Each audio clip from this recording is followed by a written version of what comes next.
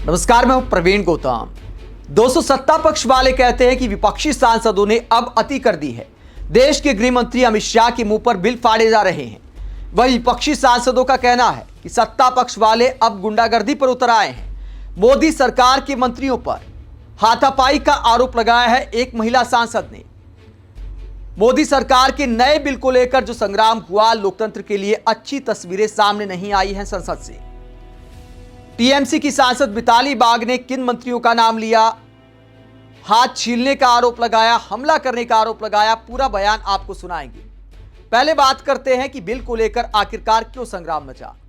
अमित शाह नया बिल लेकर आए, जिस बिल में प्रावधान है संविधान संशोधन विधेयक नंबर 130, जिसमें यह प्रावधान किया गया है कि कोई मंत्री है, मुख्यमंत्री है या प्रधानमंत्री है, अगर वो 30 दिन तक जेल में रहता है, 5 साल से ज्यादा सजा वाले मामलों में अगर कोई मंत्री, मुख्यमंत्री या प्रधानमंत्री 30 दिन जेल में रहता है और उस दौरान अपनी कुर्सी नहीं छोड़ता है, तो 31वें दिन उसका पद समाप्त माना जाएगा, फिर उसे पद से हटना पड़ेगा। इस बिल को विपक्षी सांसद विपक्ष को खत्म करने की साजिश बता रहे हैं। जो क्षेत्रीय दल हैं उन्हें खत्म करने की साजिश बता रहे हैं, जिनमें बहुत कम बड़े बड़े नेता हैं, एक चेहरे वाले भी बहुत सारे दल हैं। जैसे पश्चिम बंगाल में ममता बनर्जी सबसे बड़ा चेहरा है, बिहार की बात करें तो तेजस्वी यादव सबसे बड़ा चेहरा है। ऐसे ही अनेकों क्षेत्रीय दल हैं जहां अगर सबसे बड़े नेता को टारगेट किया गया, कोई आरोप लगा दिया गया जिसमें 5 साल से ज्यादा सजा का प्रावधान है, उन्हें गिरफ्तार कर लिया गया, 30 दिन जेल में डाल दिया गया, तो उन्हें कुर्सी छोड़नी पड़ेगी। ऐसे में उस राजनीतिक दल में गुटबाजी सामने आती है। अगर किसी और को सीएम बनाया जाता है तो वो राजनीतिक दल निश्चित तौर पर कमजोर होता है। ये जाहिर सी बात है, एक सीधी सी राजनीति है। विपक्षी दलों का कहना है कि इस बिल का मिसयूज किया जाएगा, विपक्ष को टारगेट किया जाएगा। जिस तरह ईडी का इस्तेमाल करके, सीबीआई का इस्तेमाल करके, तमाम एजेंसियों का इस्तेमाल करके विपक्ष को प्रताड़ित करने का आरोप लगाया जाता रहा है, वैसा इस बिल के जरिए भी हो सकता है। ये संभावना विपक्षी नेता जता रहे हैं। और आज जो सरकार के सहयोगी हैं, चाहे वो चंद्रबाबू नायडू हो या फिर नीतीश कुमार हो, वो भी इस तरह के आरोप पूर्व में लगाते आए हैं जब बीजेपी के साथ नहीं थे। तो इन सब की चिंताएं हैं। कहीं ना कहीं एनडीए के सहयोगी दल भी अंदर ही अंदर डरे होंगे, ऐसा विपक्षी नेताओं का कहना है। अमित शाह जब बिल लेकर आए तो उसके बाद क्या सीन होता है, उसके बाद महुआ मोइत्रा क्या कहती हैं, मिताली बाग ने क्या आरोप लगाए हैं, सबके बयान आपको सुनाएंगे। पहले अमित शाह ने जब बिल पेश किया तो कैसे बिल फाड़कर फेंका गया, जरा देखिए। यहां पर अमित शाह बिल पेश कर रहे हैं और जैसे ही बिल फाड़कर फेंका जाता है, कैमरा का एंगल दूसरा पकड़ लिया जाता है। अचानक स्क्रीन पर लोकसभा स्पीकर ओम बिरला आ जाते हैं। विपक्ष के हंगामे को बिल्कुल कैमरे पर नहीं दिखाया जाता। ये तो निंजा टेक्निक है, बहुत दिनों से संसद में ऐसा ही चल रहा है। वो जमाना चला गया जब संसद टीवी के कैमरे पर विपक्षी सांसदों का हंगामा भी दिखाया जाता था। ऐसे में विपक्षी सांसद अमित शाह के मुंह पर बिल फाड़ते हैं। कभी कोई बैनर किसी बीजेपी सरकार के मंत्री के सामने लाकर दिखाते, तुरंत कैमरा घुमा दिया जाता है।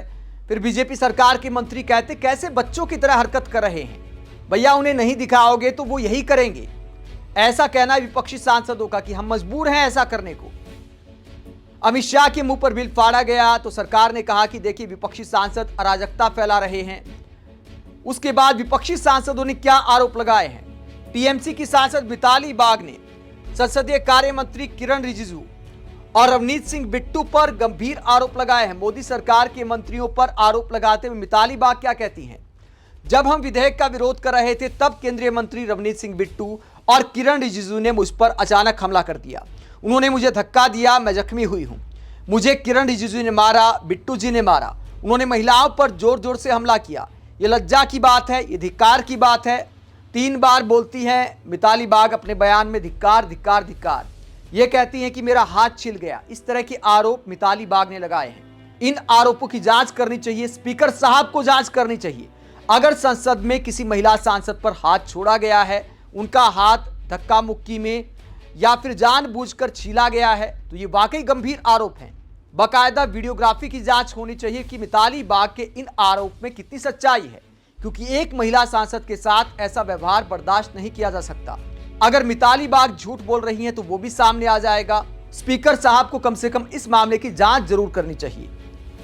वहीं टीएमसी सांसद महुआ मोइत्रा ने अमित शाह पर भी हमला बोला इस बिल को लेकर। महुआ मोइत्रा ने क्या कहा? महुआ मोइत्रा ने अमित शाह के चौथे पंक्ति में खड़े होकर बिल पेश करने पर सवाल उठाए। अमित शाह पर सवाल उठाते हुए महुआ मोइत्रा कहती हैं कि अमित शाह इतने बड़े नेता हैं, देश के गृह मंत्री हैं, पीएम मोदी के बाद नंबर 2 हैं, फिर पहली पंक्ति में खड़े होकर बिल पेश क्यों नहीं किया? क्या विपक्षी सांसदों से डर गए अमित शाह? गृह मंत्री अमित शाह को डरपोक बताते हुए महुआ मोइत्रा कहती हैं कि पूरे इंडिया ने देखा कि अमित शाह के अंदर इतना करेज नहीं था, इतना साहस नहीं था कि पहली पंक्ति में बैठ सके और असंवैधानिक बिल को पेश कर सके। यहां तक कि 20 एक्स्ट्रा मार्शल उन्हें प्रोटेक्ट करने के लिए लगाए गए। तो महुआ मोइत्रा आरोप लगा रही है कि 20 एक्स्ट्रा मार्शल की तैनाती की गई अमित शाह को प्रोटेक्ट करने के लिए। गृह मंत्री अमित शाह के चौथी पंक्ति में खड़े होकर बिल को पेश करने को लेकर फिल्मी डायलॉगबाजी करते हुए क्या कहती महुआ मोइत्रा आगे कि जो डर गया वो मर गया। तो अमित शाह पर टारगेट कर रही है महुआ मोइत्रा।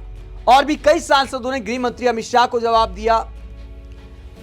समाजवादी पार्टी के सांसद धर्मेंद्र यादव क्या कहते हैं? अमित शाह को याद दिलाते हैं कि गृह मंत्री अमित शाह नैतिकता की बात करते हैं।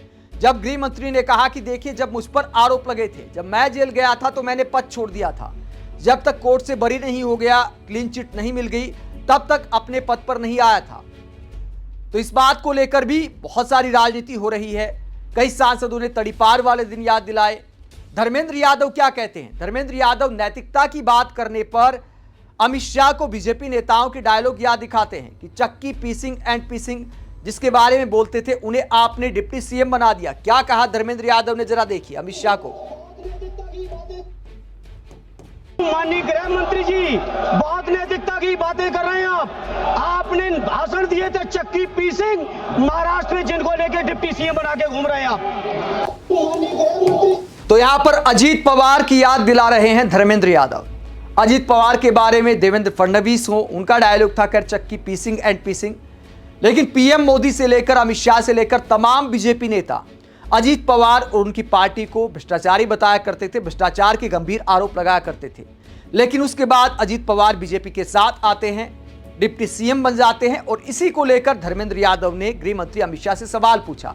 हालांकि एक बार गृह मंत्री अमित शाह से सवाल तो असम के मुख्यमंत्री हिमंता बिस्वा शर्मा के बारे में भी पूछा गया था, क्योंकि हिमंता बिस्वा शर्मा जब कांग्रेस में थे तो बीजेपी वाले उन्हें भ्रष्टाचारी बताया करते थे।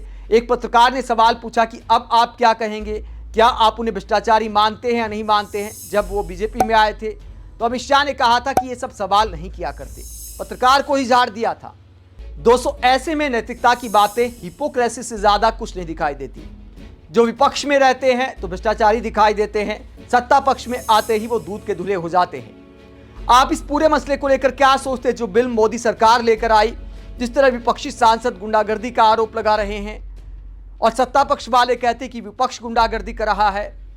आज संसद में जो कुछ हुआ उसे लेकर आप क्या सोचते हैं? कमेंट बॉक्स में अपनी राय जरूर दें। साथ ही चैनल को सब्सक्राइब भी करें। नमस्कार।